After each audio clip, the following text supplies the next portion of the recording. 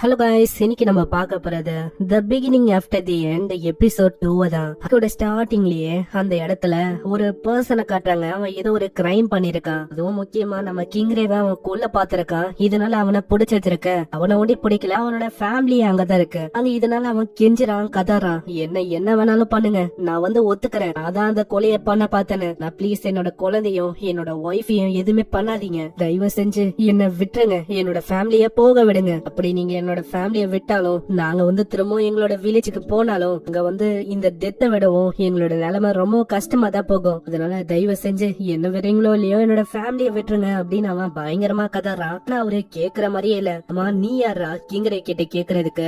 அப்படி மோசிய நாங்க வந்து காட்ட போதில்ல, பனிஷ்மெண்ட் தான். திடீர்னு வெட்ட சவுண்ட் கேக்குது. அது நம்ம கிங்கரே தான். அவரு கருணியே இல்லாம அவங்க ரெண்டு பேரையும் வெட்டி போட்டுறாரு. அவ்வளவுதான், பாத்தல கிங்க அங்க கொண்டுட்டாரு. அதனால அவன் ரொம்ப கஷ்டப்படுறான். சீன் அப்படியே பிரசன்ட்க்கு வந்து, ஏய் பாத்தியா, என் கையில இருக்கிற மாதிரியே உனக்கும் நான் கிளவுஸ் கொண்டு வந்திருக்கேன். ஆனா ஆத்தர் அத வந்து வாங்காம அவன் கையில இருக்க அந்த சோடை தான் எடுக்கிறான். ஏன்னா நான் வந்து அதை எடுத்தா சீக்கிரமா நான் கொல்லப்படுறதுக்கு வாய்ப்பு இருக்கு. கட்டியாலான சோடை வச்சு அவங்க ட்ரைனிங் எடுக்கிறாங்க. திடீர்னு அவங்க அப்பா வந்து ஒரு ட்விட்டர் பண்ண, அதே அங்க ஆத்தர் பண்றானா. அதை பார்த்து அவங்க அப்பா ரொம்பவும் ஷாக் ஆகுறாரு. அப்பா நான் வந்து அதை எப்படி பண்ண பாத்தீங்களா? இதுக்கப்புறம் அவங்க ஆத்தரோட அம்மா கிட்ட அவங்க பேசுறாங்க. ஆத்தர் வந்து உண்மையிலேயே டேலண்ட் ஆனவன். நான் நினைக்கிறபடி பார்த்தா அவனுக்கு ஒரு டீச்சரை நம்ம ஹையர் பண்ணணும்னு நினைக்கிறேன். இல்லவே இல்ல, எக்காரணத்தை கொண்டும் நான் அதுக்கு ஒத்துக்க மாட்டேன். என்ன நீ சொல்ற? உன்னோட சோசரி வந்து ரொம்ப டிஃபரெண்ட். குச்சப்பாரு, இத வந்து அவனோட மானாவை வச்சு அவன் வெட்டி போட்டான். அதனால ஒரு டேலண்டடான டீச்சரை நம்ம ஹையர் பண்ணணும்னு நினைக்கிறேன். ஏன்னா அவனுக்குள்ள இருக்கிற டேலண்ட் அது வந்து அவுட்ஸ்டாண்டிங்கா இருக்கு. நீங்க வந்து என்ன சொல்றீங்க? அது வந்து ஜோக்கு தானே? இல்லவே இல்ல, என்னால ஒத்துக்க முடியாது. என்னோட கியூட்டான ஆத்தர் அவன் வந்து இந்த மாதிரி விஷயத்துக்கு எல்லாம் போகவே கூடாது. என்னோட ஆத்தரை நான் வந்து அனுப்புறதுக்கு எல்லாம் தயாரே இல்ல. ஆமா, நீ என்ன சொல்ற? உன்னோட ஃபியூச்சருக்கு ஒரு சவாலா இருக்கு. நீ என்ன அப்படியே அவனை விட போறியா? இல்லவே இல்ல, நீ வந்து யோசிச்சு பாரு, நம்ம கியூட்டான ஆத்தர் வந்து போகணுமா? ஆமா, எனக்கு வந்து தெரியும் அவன் ரொம்ப கியூட் தான். அப்புறம் என்ன, நம்ம கூடவே அவனை வச்சுக்கலாம் இதே மாதிரி. இல்லவே இல்ல, அதெல்லாம் முடியாது. நான் வந்து அவனை அனுப்பதான் போறேன். இதே மாதிரி இவங்க பேச அங்க ஆத்தர் மனசுல யோசிக்கிறான். இப்ப பாத்தீங்கன்னா இவங்க ரெண்டு பேருக்கு இடையில ஒரு மோதலே போயின்னு இருக்கு. யாருமே என்கிட்ட ஒப்பீனியனை கேட்கவே இல்ல. ஆனா இவங்களோட பெர்ஸ்பெக்டிவ என்னாலயும் ஒத்துக்க முடியாது. என்கிட்ட அதுக்கு பதிலா ஆப்ஷன் சின்னு ஒண்ணு இருக்கு. அதுதான் நான் சொல்ல போறேன் இந்த விஷயம். நான் வந்து அங்க ஒண்ணு போக விரும்பல. அப்படி போனா நம்ம எல்லாருமே அங்க போகலாமே. கேக்குற அவங்களுக்கும் அங்க அவ்வளவு சந்தோஷம். ஆத்தரே, நீ வந்து மாசக்கண்ணா, ஏன்னா நீ உண்மையிலே ஒரு ஜீனியஸ். நம்ம புள்ள ஒரு ஜீனியஸா இருக்கான். இது நினைச்சா எனக்கு ரொம்ப பெருமையா இருக்கு. நல்ல ஐடியாவா அவன் கொடுத்திருக்கான். இதுக்கப்புறம் ஒரு பாட்டி வந்து அங்க ஆத்தரும் அவனை பத்தி சொல்றான். என்னோட பேரு ஆத்தர், உங்களை சந்திச்சதுல ரொம்பவும் சந்தோஷம். ஆத்தர், நீ வந்து ரொம்பவும் வாழ்ந்துட்ட. என்ன வந்து உனக்கு ஞாபகம் இருக்கா? கண்டிப்பா உனக்கு ஞாபகம் இருக்காதுன்னு நினைக்கிறேன். இவங்க சொல்றது ஒண்ணும் உண்மை இல்ல, எனக்கு ஞாபகம் இருக்கு. இவங்களும் என்னோட அப்பா ரே, ஆலிஸ் எல்லாருமே இதுக்கு முன்னாடி பாட்டியா இருந்தவங்க. அவங்கள பத்தி அவங்க இன்ட்ரோடியூஸ் பண்றாங்க. இந்த பையனோட பேரு ஆடம். இன்னொத்தி இருக்கா, அவளோட பேரு ஏஞ்சலா. அங்க இன்னமும் வாக்கரு, ஜாஸ்மின், இந்த மாதிரி 2-3 கேரக்டர்ஸ் இருக்கு.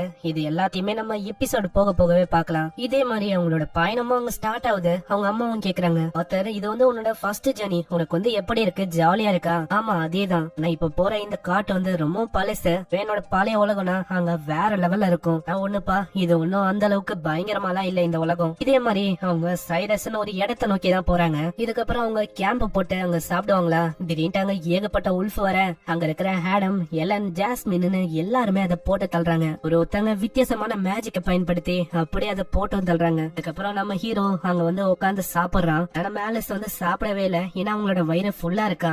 ஆலிஸும் இப்பதான் கைய நோட்டீஸ் பண்ணாங்க. அப்படியே அவங்க ஹீல் பண்ண நம்ம ஹீரோ அந்த எபிலிட்டியை பத்தி சொல்றான். நம்ம வந்து ஒரு ஸ்பெஷல் கைண்ட் ஆஃப் மேஜ், அவங்கள எல்லாருமே எமிட்டர்னு சொல்லலாம். அவங்களுக்கு ஹீலிங் பவர்ஸ் இருக்கு. இது வந்து ரொம்ப ரேரான ஒரு எபிலிட்டி தான். ஆனா இது ஈஸி டார்கெட்டா மாத்தோம். அதனாலதான் இப்ப கூட எங்க அம்மா ஆலிஸ எல்லாருமே ப்ரொடெக்ட் பண்றதுக்கு நிக்கிறாங்க. இதுக்கப்புறம் அங்க இன்னொருத்தன் கூட அவனுக்கு போட்டி ஏற்படுது. நம்ம ஹீரோவை அவங்க வந்து குறைச்சுதான் இட போடுறாங்க. ஆனா அவன் ஒரு எபிலிட்டியை காட்ட அதை பார்த்து அவங்க ரொம்ப ஷாக் ஆகுறாங்க. அவனோட வேகம் இது ரொம்ப வேகமா இருக்கு. அப்படியே அங்க பயங்கரமா அவன் சண்டை போடுறான். ஒரு கட்டத்துல அப்படியே தூக்கிடிக்க ஜஸ்ட் மிஸ்ல அவங்க வந்து காப்பாத்தி வர்றாங்க. அம்மா, உனக்கு வந்து ஹோல் பேக் பண்ணணும் தெரியாதா? அவன் 4 வயசு சின்ன பையன் தான். போய் சின்ன பையன் சொல்ற, அவன் என்னன்னா பயங்கரமான ட்ரைனிங் எல்லாம் எடுத்திருக்கான் போல, இந்த அளவுக்கு பயங்கரமா தாக்குறான். அங்க இன்னொரு பொண்ணு வந்து கேக்குறான், ஆமா அந்த டெக்னிக்க நீ வந்து எப்படி பண்ண, எனக்கு சொல்லி தர முடியுமா? இதே மாதிரி அங்க ஆத்தர் நிறைய விஷயத்த கத்துக்கிறான். அம்பு வர்றது, அங்க ஜாஸ்மினுக்கு விஷயத்த சொல்லி தரது. இதே மாதிரி அங்க டைமும் கடந்து போகுது. நம்ம ஆத்தரோட பிறந்த நாள் வந்தா இதுக்காக ஜாஸ்மின் ஒரு பரிசையும் தராங்க.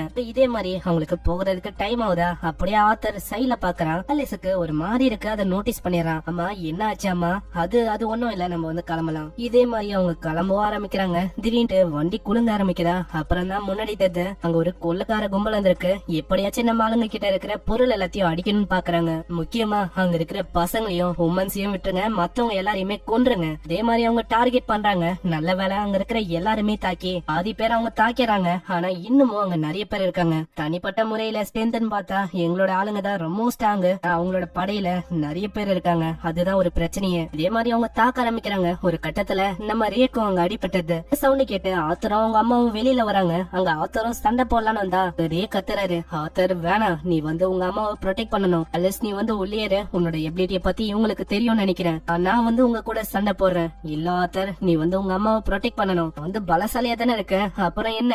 இல்ல ஆத்தர், உங்க அம்மாவை நீ ப்ரொடெக்ட் பண்ணணும். ஏன்னா உங்க அம்மாக்குள்ள ஒரு பேபி இருக்கு. ஒரு அண்ணனா உன்னோட அம்மாவோட பேபிய நீ தான் ப்ரொடெக்ட் பண்ணணும். ஆனா அவன் ஒத்துக்கிறான். அங்க போக பாக்குறானா அங்க தாக்க வராங்க. ஜஸ்ட் மிஸ்ல அவன் தாக்குறான். முன்னாடி ஓடி போகும்போது ஏகப்பட்ட ஆளுங்க இருக்காங்களா. நல்ல வேலை நம்ம ஜாஸ்மின் பாக்குற எல்லாருமே அம்ப விட்டு தாக்கிறாங்க. ஆனா போகும்போது மேல இன்னொருத்தர் இருக்கான். ஆத்தரை பாத்துறான். ஆத்தருக்கும் தெரிஞ்சது தாக்க வரும்போது நல்ல வேலை அவன் தள்ளி விட்டுறான். அதனால ஆத்தர் அங்க மாட்டிக்க ஆத்தர் அப்படியே கீழே விழ போறான். அங்க ஆத்தரும் சொல்றான், நான் இது வரைக்கும் ஏகப்பட்ட உயிர்களை இத்திருக்கேன். ஆனா இப்போ அதுக்கான டைம். நான் வந்து இவனை ஒண்ணும் விட்டு வைக்க போதில்ல. அப்படியே அங்க புடிச்சு இழுக்கிறான். அங்க மத்தவங்களும் காப்பாத்துறதுக்கு ட்ரை பண்றாங்க. நான் ஆத்தரை அவங்க பிடிக்க முடியல.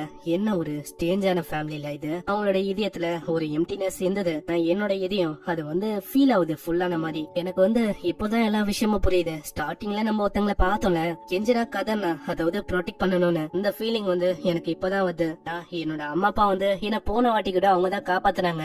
நான் இப்போ இந்த இடத்துல இந்திர பண்ணா கூட எனக்கு சரியா தெரியல. என்னோட சோகமும் சந்தோஷமும் எல்லாத்தையுமே அவங்க ஷேர் பண்ணாங்க. ஆனா இப்பதான் எனக்கு ஒரு விஷயம் ஞாபகம் வருது. நான் வந்து ஒரு பெரிய அண்ணனா மாற போறேன்ல. நான் என்ன ஆசைப்படுறேன்னா அப்படி நல்லா மாற முடியுமா?